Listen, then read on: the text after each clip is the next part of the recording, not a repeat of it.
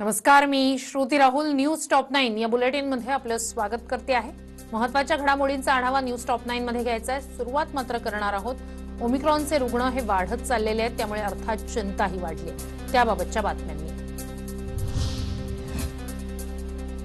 लॉकडाऊनचा निर्णय घेताना यापुढे ऑक्सिजनच्या उपलब्धतेच्या अनुषंगानेच घेतला जाईल. ज्या दिवशी राज्याला 800 मेट्रिक टन ऑक्सिजन लागेल त्या दिवशी आपल्याला लॉकडाऊनचा निर्णय घ्यावा लागेल, असं राजेश टोपे म्हणाले. आपण आता ठरवलंय की बाबा 800 ऑक्सिजनच्या अनुषंगाने आपण लॉकडाऊन ठरवलेलं आहे की 800 मेट्रिक टन ज्या दिवशी ऑक्सिजन लागेल त्या दिवशी लॉकडाऊन करावं. शाळांबाबत तूर्तास तरी सरकारनं कोणताही निर्णय घेतलेला नाही, त्यामुळे ज्याप्रमाणे सध्या शाळा सुरू आहेत तशाच त्या सुरू राहतील, असं आरोग्यमंत्री राजेश टोपे यांनी म्हटलंय. मात्र चिमुकल्यांच्या लसीकरणाबाबत सरकारही प्रयत्नशील असल्याचं त्यांनी सांगितलं. तूर्त शाळेच्या संदर्भात आम्ही कुठेही काहीही हात लावलेला नाही. या सगळ्या शाळा जशाच्या तशाच पूर्वीप्रमाणे सुरू राहतील. रेस्टॉरंट पूर्वीप्रमाणे सुरू राहतील आणि हॉटेल्स पूर्वीप्रमाणे सुरू राहतील.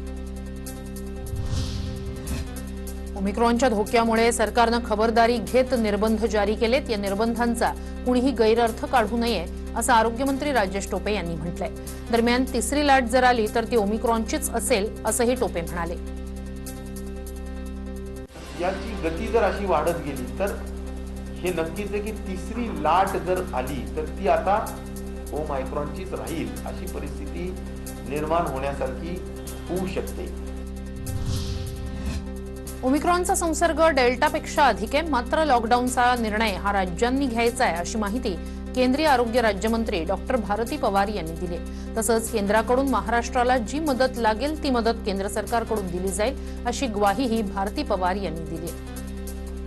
नियमावली पाळणार तर तो त्रास कमी होऊ शकतो आणि आपणच आपल्या बंधनांना जर हे नाही केलं, पाळलं नाही तर आपला धोका आपणच वाढवतोय असं सुद्धा म्हणता येईल. जिथे गरज आहे तिथे केंद्राच्या माध्यमातून जी पण मदत लागेल ती करण्यासाठी केंद्र सरकार तयार आहे, परंतु लॉकडाऊनचा त्या राज्यातल्या स्थितीवरचा तो निर्णय असेल. कोरोनाची वाढती रुग्णसंख्या आणि ओमिक्रॉनचा वाढता प्रादुर्भाव यामुळे केंद्रानं ही पावलं उचलायला सुरुवात केली. केंद्रानं ओमिक्रॉन रुग्ण जास्त असणाऱ्या तसंच लसीकरणाचा वेग कमी असणाऱ्या 10 राज्यांमध्ये पथकं पाठवण्याचा निर्णय घेतलाय. औरंगाबाद शहरात अखेर ओमिक्रॉन विषाणूचा शिरकाव झालाय. औरंगाबादमध्ये इंग्लंड आणि दुबईहून आलेल्या 2 व्यक्तींना ओमिक्रॉनची लागण झाली, तर राज्यातील एकूण ओमिक्रॉन बाधित रुग्णांची संख्या 110 वर गेली आहे. पुणे जिल्ह्यात कोरोना संदर्भात जिल्हाधिकारी डॉक्टर राजेश देशमुख यांनी नवी नियमावली काढली आहे. रात्री 9 ते सकाळी 6 पर्यंत 5 पेक्षा अधिक लोकांना एकत्र येण्यास मनाई करण्यात आली आहे. लग्न समारंभ, राजकीय धार्मिक कार्यक्रमांना 100 लोकांनाच परवानगी देण्यात आली आहे. नागपूर जिल्ह्यात आजपासून जमावबंदीचे आदेश लागू करण्यात आलेत. रात्री 9 ते सकाळी 6 वाजेपर्यंत जमावबंदी राहणार आहे, तर दुकानं, सिनेमागृह, रेस्टॉरंट्स, उपाहारगृह रात्री 9 पर्यंत सुरू राहणार आहेत. जिल्हाधिकारी आर विमला यांनी जमावबंदीचे आदेश काढलेत. अहमदनगर जिल्ह्यात आजपासून नो मास्क नो एंट्री असा नियम लागू करण्यात आलाय. जिल्ह्यात शासकीय कार्यालय, खासगी आस्थापनं, शॉपिंग मॉल्स, सिनेमागृह अशा सर्वच सार्वजनिक ठिकाणी आणि कार्यक्रमांमध्ये मास्क नसेल तर प्रवेश मिळणार नाहीये. आणि आता न्यूज टॉप 9 मध्ये पाहूया राजकीय बातम्या. राज्यपालांना विधानसभा अध्यक्षपदाच्या निवडणुकीबाबत कळवलंय, पण त्यांच्याकडून अद्याप कोणतंही पत्र आलेलं नाही. त्यामुळे उद्या राज्यपालांनी मंजुरी दिल्यानंतर संध्याकाळपर्यंत नावं जाहीर होण्याची शक्यता आहे, असं नाना पटोले यांनी सांगितलंय. तर संग्राम थोपटे, पृथ्वीराज चव्हाण यांचं नाव अध्यक्षपदासाठी समोर आल्याची माहिती सूत्रांनी दिली. गेलेला आहे. सोमवारी निवडणुकाचा जो प्रोग्राम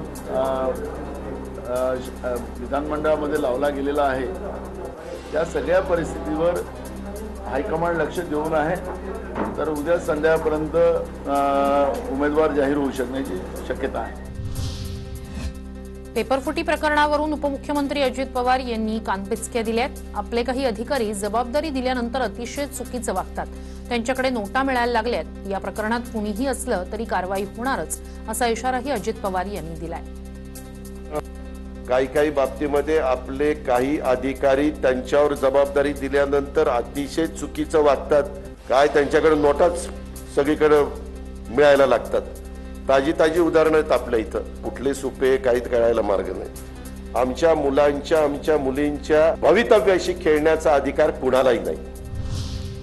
अजित पवार यांनी एसटीचं विलिनीकरण शक्य नाही असं सांगितल्यानं एसटीचे कर्मचारी निराश झालेत, असं विरोधी पक्षनेते देवेंद्र फडणवीस यांनी म्हटलंय. तसंच आम्ही काहीतरी मधला मार्ग काढतो अशी भूमिका सरकारनं घेतली हवी होती, घ्यायला हवी होती, असंही फडणवीस यांनी म्हटलंय.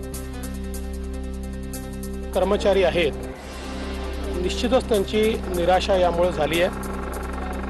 सरकार अशी भूमिका घेऊ शकलं असतं की आम्ही काहीतरी मधला मार्ग काढतो, पण त्याच्यावर पूर्णच फुली मारण्याचं काम हे सरकारच्या वतीने झालंय. अजित पवार यांनी एसटीचं राज्य शासनात विलिनीकरण करणं शक्य नाही असं सांगितल्यानंतर विरोधकांकडून टीका केली जाते. माझा परखडपणा किती मोठा असं अजित पवारांना नेहमी वाटतं, पण अशा परखडपणानं समाज चालत नाही, अशी टीका चंद्रकांत पाटील यांनी केली आहे. अजितदादांना नेहमीच असं वाटतं की माझा परखडपणा किती मोठा आहे. अशा परखडपणाने समाज चालत नाही, तीच गोष्ट नीट सांगायची असते. एसटीचं विलिनीकरण शक्य नाही हे कर्मचाऱ्यांना दमदाटी करून नाही तर विनंती करून सांगितलं. सरकार 2 पावलं पुढे आलंय, एसटी कर्मचाऱ्यांनीही 2 पावलं पुढे यावं असं आवाहन उपमुख्यमंत्री अजित पवार यांनी केलंय. आपण माझं भाषण ऐकलं का सभागृहातलं?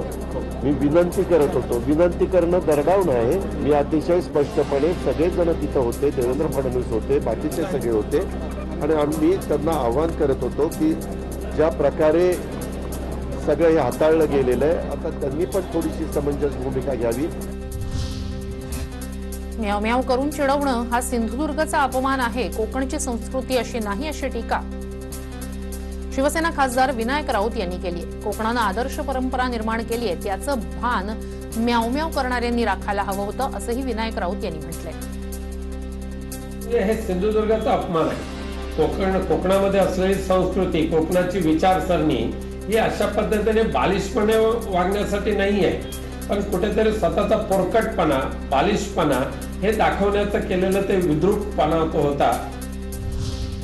दरम्यान विनायक राऊतांच्या टीकेनंतर नितेश राणे यांनी पलटवार केलाय. संस्कृती आता विनायक राऊत जर आम्हाला शिकवायला लागले तर यापेक्षा दुसरा मोठा जोक नाही, असं नितेश राणे यांनी म्हटलंय. संस्कृती आता विनायक राऊत आम्हाला शिकवायला लागले तर ह्याच्यापेक्षा जोक कुठलाच नाही. विरोधी पक्षाचा आमदार म्हणून आम्हाला अधिकार आहे वेगवेगळ्या पद्धतीच्या घोषणा देण्याच्या, आणि त्या पद्धतीच्या आम्हाला घोषणा आम्ही दिल्या आहेत. शिवसैनिक संतोष परब हल्ला प्रकरणात आमदार नितेश राणे यांची अखेर पोलिसांकडून चौकशी करण्यात आली. या हल्ला प्रकरणात चौकशीला उपस्थित राहण्यासाठी कणकवली पोलिसांनी 21 तारखेला नोटीस बजावली होती.